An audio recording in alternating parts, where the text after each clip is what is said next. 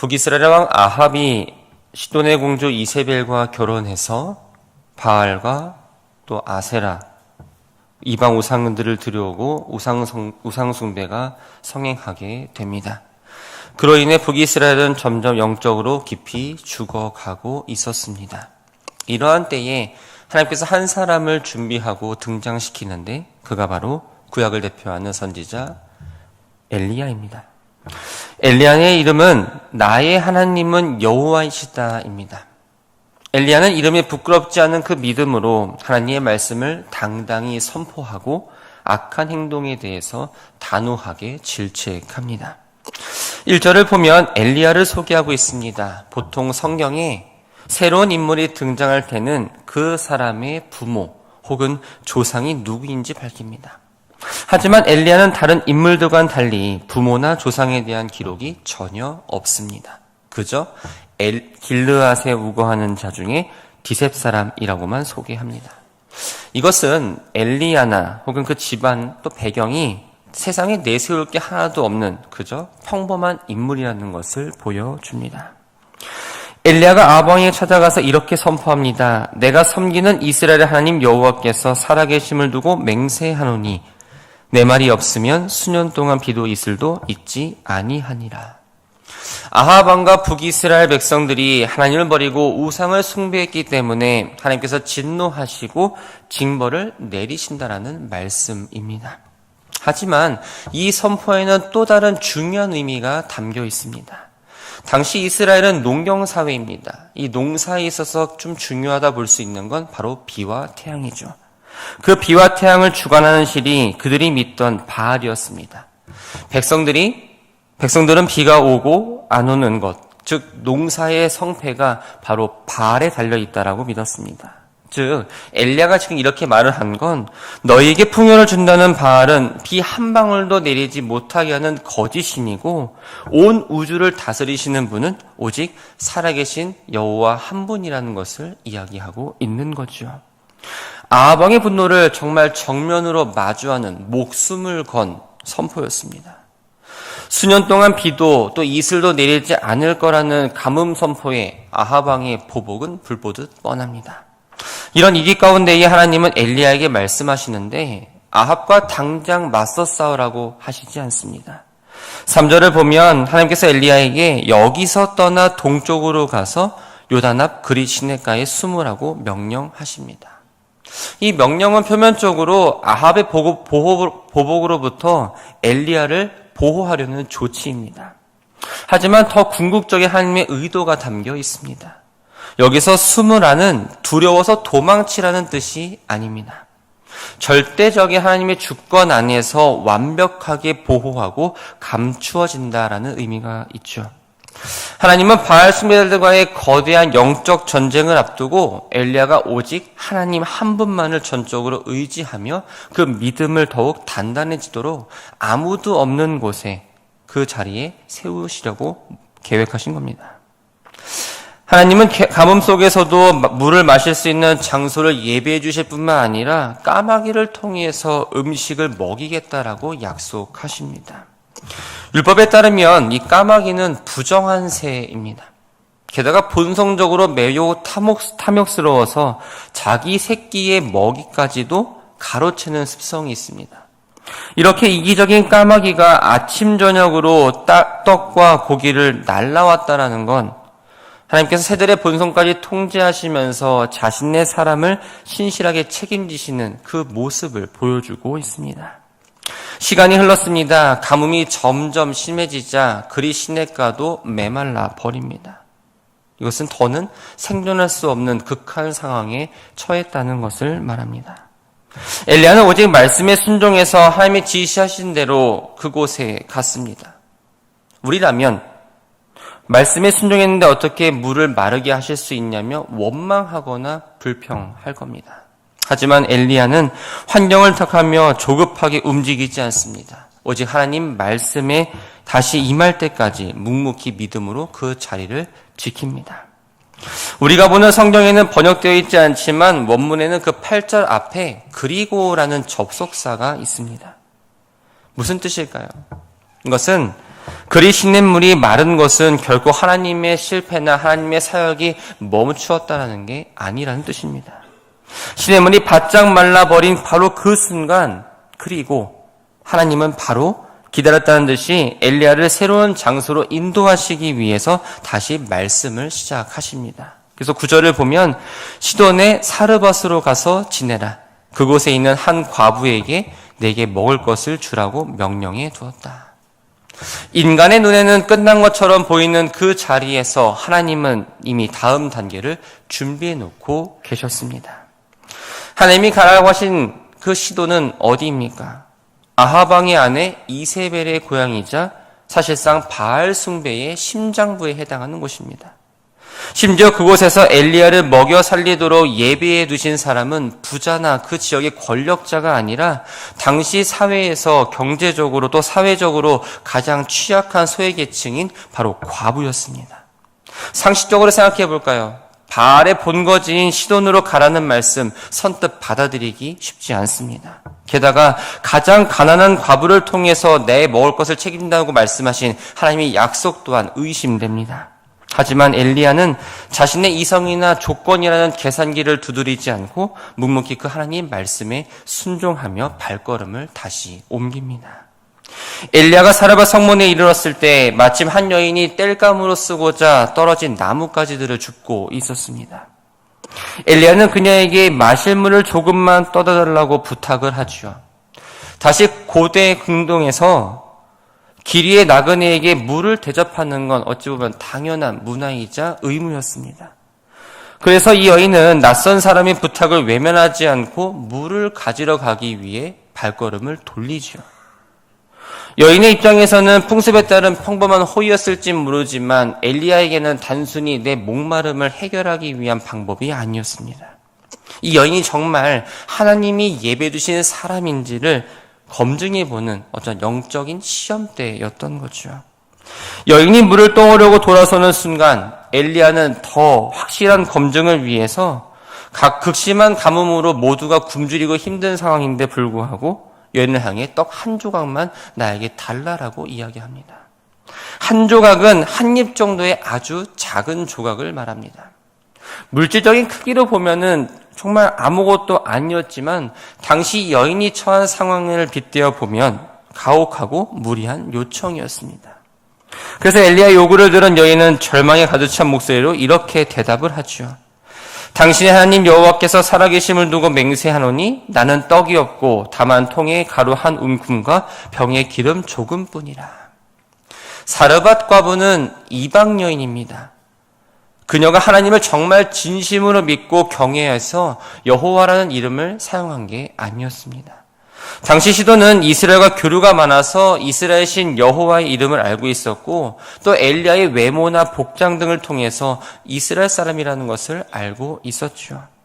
여인은 마지막 남은 가루 한 움큼마저 빼앗기면 죽을 수밖에 없는 정말 처참한 현실을 살아간다는 것을 알리고자 그 신의 이름을 빌려서 절규한 것이었습니다. 당시 고대 사회에서 남편을 잃은 과부는 경제적 자립이 불가능하기에 또 가장 취약한 소외 계층입니다. 게다가 이 여인은 이방 땅 시돈의 여인으로서 주변의 그 어떤 도움도 또한 동정도 기대할 수 없는 철저한 고립 상태에 놓여 있었습니다. 이제 그녀에게 남은 건 통에 가루 한 움큼과 병에 기름 조금뿐입니다. 그것으로 마지막 식사를 만들어서 어린 아들과 나누어 먹은 뒤 고통 없이 죽기만을 기다려야 하는 막다른 골목에 서 있는 상황이었죠. 이런 정황을 고려해 보면 엘리야가 요구한 떡 한 조각은 여인의 손에 쥔 생명의 전부를 요구한 것과 다르지 않았습니다. 어떻게 보면 이제 마지막 남은 그 목숨까지도 내놓으라는 것과 다름없었죠. 그런 여인을 향해서 엘리야는 가장 먼저 두려워하지 말라라며 따뜻하게 위로합니다. 여기까지는 참 좋았습니다. 그런데 엘리야는 과부가 처한 처절한 상황을 정말 뻔히 알면서도 이해할 수 없는 요구를 덧붙입니다. 먼저 그것으로 나를 위하여 작은 떡 한 개를 만들어서 내게로 가져오고 그 후에 너와 내 아들을 위하여 만들라. 하나님께서 왜 이 엘리야를 통해서 과부에게 모진 명령을 내리셨을까요? 내 힘으로는 도저히 순종할 수 없는 정말 최악의 상황이라 할지라도 오직 하나님 말씀을 신뢰하고 믿음의 발걸음을 내디딜 때 정말 상상할 수 없는 하늘의 공급이 시작된다는 것을 알려주기 위해서였습니다. 앞이 보이지 않는 막막한 현실 한복판에 여인의 마음 가운데 정말 참된 신앙을 심겨주시고 그 믿음을 단단하게 단련시키려 나가려는 하나님의 계획이었던 거죠. 이제 엘리야는 확신에 차서 하나님의 약속을 선포하기 시작합니다. 이스라엘 하나님 여호와의 말씀이 나 여호와가 비를 지면 내리는 날까지 그 통의 가루가 떨어지지 아니하고 그 병의 기름이 없어지지 아니하니라. 가뭄으로 모든 것이 메말라 있는 그 땅에 하나님의 신실하신 공급이 된다는 것을 믿음으로 선포하고 있습니다. 마음속으로는 계산기를 두드리면서 망설일 수밖에 없는 정말 벼랑 끝의 상황이지만 과부는 하나님의 말씀에 순종의 발걸음을 내딛습니다. 그 결과는 정말 놀랍죠. 하나님의 약속대로 엘리야와 여인의 가족이 여러 날 동안 배불리 먹었음에도 불구하고 가뭄이 끝날 때까지, 비가 다시 올 때까지 통의 가루와 병의 기름은 결코 마르지 않는 정말 놀라운 기적을 체험하게 됩니다. 하지만 이 기적의 감격은 오래가지 않았습니다. 감당하기 더 힘든 큰 시련이 불어 닥칩니다. 과부의 유일한 소망이었던 아들이 갑자기 병에 걸려서 숨을 거두게 되었습니다. 깊은 절망에 빠진 여인이 엘리야에게 원망을 쏟아내지요. 18절을 보면 당신이 내 죄를 생각나게 하고 또 내 아들을 죽게 하려고 내게 오셨나이까. 당시 사람들은 뭔가 내가 고난을 당하면 내가 지은 죄 때문에 신에게 벌을 받는다는 인과응보적인 세계관을 가지고 있었습니다. 여인은 놀라운 기적을 경험했으면서도 이 아들의 죽음이라는 거대한 장벽 앞에 무너지게 되었습니다. 하나님을 숨어서 나의 죄를 지켜보다가 가장 아픈 곳을 찔러 벌을 주는 두려운 존재로 오해하고 말았습니다. 하지만 하나님의 마음은 진짜 마음이 아니었습니다. 하나님은 이 죽음의 사건을 통해서 그저 당장의 굶주림을 면하게 해주는 물질적인 공급자를 넘어서 인간의 생과 사 또한 화와 복을 손에 쥐고 계신 진정한 생명의 주권자라는 것, 또 사랑의 하나님이라는 것을 분명하게 가르쳐주기 위해서였죠. 엘리야는 지금 눈앞에 벌어지는 상황이 파멸이 아니라 생명의 역사를 이루시는 하나님의 거룩한 뜻이 있다는 것을 깨달았습니다. 그래서 엘리야는 슬퍼하는 과부에게 내 아들을 나에게 달라고 한 뒤 자신이 머물러 있던 다락방으로 올라갑니다. 엘리야는 하나님께서 물질의 빈통을 채워주셨듯이 이 죽음의 절망 또한 생명의 기쁨으로 바꿔주실 거라는 믿음이 있었습니다. 생명의 주권자이신 하나님을 향해 온전한 신뢰가 있었기 때문에 가능했던 거죠. 하나님의 능력이 자신의 육신을 통해서 나타나기를 아주 간절하게 소망합니다. 그래서 죽은 아이의 몸 위에 3번이나 포개에 엎드린 후에 살려달라고 아주 간절하게 기도합니다. 엘리야의 간절한 부르짖음에 하나님께서 마침내 응답하십니다. 숨이 끊어졌던 그 아이를 다시 살려내셨습니다. 엘리야는 살아난 아이를 안고 다락에서 내려와 그의 어머니에게 주면서 아들이 다시 살아났다고 이야기합니다. 성경을 자세히 살펴보면 과부는 날마다 마르지 않는 가루와 그 기름의 기적을 맛보았지만 그때까지만 해도 감사의 고백이 나오지 않았습니다. 눈앞의 물질적인 축복을 그저 누리고만 있을 뿐 하나님을 인격적으로 알지 못했기 때문이죠. 하지만 죽었던 아들이 다시 살아나자 여인은 완전히 깨어졌습니다.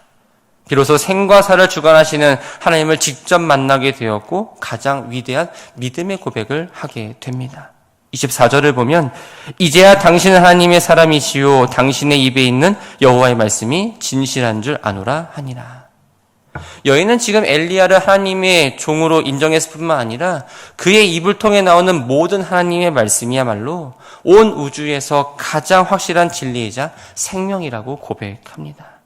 물질의 채워짐을 넘어서 이제는 영적의 눈이 떠져 버린 거죠.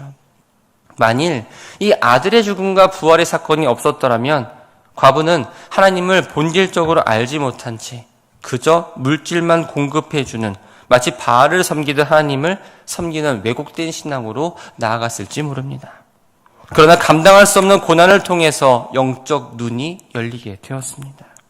하나님은 물질의 공급자를 넘어서 생사를 주관하시는 하나님, 말씀하신 말을 신실하게 이루어가시는 하나님이라는 사실을 분명히 알게 됩니다. 우리의 삶의 메마름과 시련도 마찬가지입니다. 우리에게 시련이 오고 우리에게 고난이 오는 건 하나님께서 나를 멸망하게 하려고 파멸시키려고 주시는 게 아닙니다. 나의 힘을 빼고 나의 주도권을 온전히 하나님께 다시 내어드리도록 하는 하나님 중심의 신앙을 갖추고자 우리에게 고난과 어떠한 힘듦을 허락하신다는 것을, 그것은 바로 하나님의 은혜의 손길인 것을 우리는 기억해야 합니다. 말씀을 정리합니다. 오늘 우리 본문에서 하나님 말씀에 절대적으로 순종했던 선지자 엘리야와 또한 그 말씀에 목숨을 걸었던 과부의 삶을 살펴보았습니다. 이들은 분명 하나님의 뜻에 순종했습니다. 그리고 올바른 길을 걸어갑니다. 하지만 그들 앞에 펼쳐진 현실은 어땠나요? 시냇물이 바짝 말랐습니다. 하나뿐인 자식이 죽음을 당한 걸 경험합니다. 우리 인생도 이와 같을 때가 참 많습니다. 말씀대로 살기 위해서 정말 몸부림치고 인생의 시냇가가 마를 때 깊은 낙심과 원망에 빠지게 됩니다. 하나님이 시냇물을 마르게 하시는 건 우리의 얄팍한 순종에서 이제는 더 깊은 순종으로 이끌어 가시기 위한 하나의 방법입니다. 마른 시냇가에서 하나님의 새로운 일하심이 시작된다는 것을 알려주기 위해서이죠. 그리고 그 역사는 현실의 장벽과 상황을 뛰어넘는 또 한 번의 즉각적인 순종을 통해서 우리들의 삶 가운데에 나타나게 됩니다. 엘리야는 머뭇거리지 않았습니다. 그리 시냇가를 가라 할 때도 또 그 물이 마른 후에 사르밧으로 가라 할 때도 주저하지 않았습니다. 마음속에 있는 계산기를 두드리지 않았습니다. 그리고 곧장 일어나서 그 길로 가게 됩니다. 사르밧 과부 역시 마찬가지입니다. 마지막 남은 밀가루 한 움큼을 내어놓으라는 그 도무지 이해할 수 없는 요구에서도 말씀대로 곧바로 실행했습니다. 하나님의 일하심은 언제나 우리들 안에 있는 어떤 계산기를 두드리는 순간이 아니라 그 계산기를 내려놓고 내 한계를 뛰어넘어 믿음의 발걸음을 내디딜 때 분명히 시작된다는 것을 기억하시기 바랍니다. 오늘을 살아가는 우리들에게도 저마다 크고 작은 메마름의 순간이 옵니다. 열심히 준비했던 일들이 무너집니다. 직장을 생활하는 데에 어려움을 겪기도 합니다. 재정적으로 또한 건강이 나빠지고 기도는 하고 있는데 뭔가 하나님 앞에 기도가 제대로 상달되지 않는 것 같은 느낌을 받을 때가 있습니다. 불안한 마음이 자꾸 들면 하나님을 붙잡는 게 아니라 오히려 내 마음속에 있는 계산기를 더 열심히 두드립니다. 하나님은 우리를 죽이려고 감을 주시는 게 아닙니다. 오직 살아계신 하나님만을, 신실하신 하나님만을 붙잡으라고 내미시는 하나의 사인이라는 걸 기억하시기 바랍니다. 그러니까 섣불리 그 자리를 떠나지 마셨으면 좋겠습니다. 우리들의 메마른 그 자리는 하나님을 원망하는 자리가 아니라 하나님의 세미한 그 음성, 하나님의 뜻을 구하는 기도의 자리임을 기억하십시오. 지금 삶에 여러분들의 시냇가가 말라가고 있으십니까? 낙심하지 마시고 그 뒤에서 우리 눈에 보이지 않지만 우리를 위해 일하시는 하나님을 믿고 나아가시기 바랍니다. 지금 비록 내 손에 남은 것이 작은, 정말 적은 밀가루 한 움큼이랄지라도 내 삶의 가장 소중한 첫 자리를 내가 아니라 하나님께 내어드리고 지금처럼 기도의 자리를 묵묵히 지켜나가시기 바랍니다. 그래서 오늘 하루를 시작할 때도 머뭇거리지 마시고 즉각적으로 순종해서 내 몸과 내 마음은 조금 지쳐있지만 그 하나님 말씀에 힘입어서 나아가며 주님의 신실한 손길을 경험하는 우리 모두가 되기를 주님의 이름으로 축원합니다.